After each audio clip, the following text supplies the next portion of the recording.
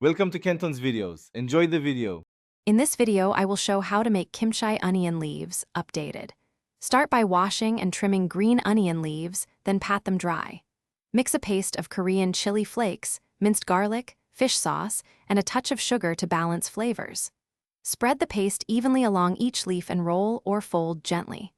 Store in a clean jar, pressing down to remove air pockets, then let ferment at room temperature until tangy.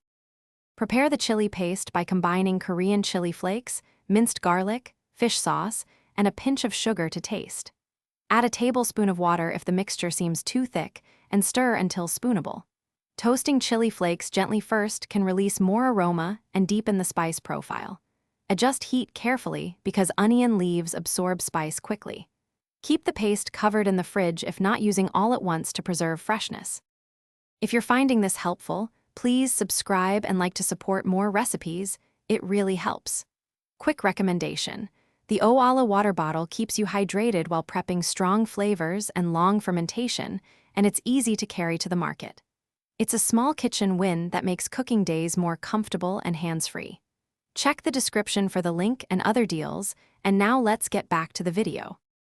Lay each cleaned green onion leaf flat and apply a thin, even layer of chili paste, taking care not to overstuff.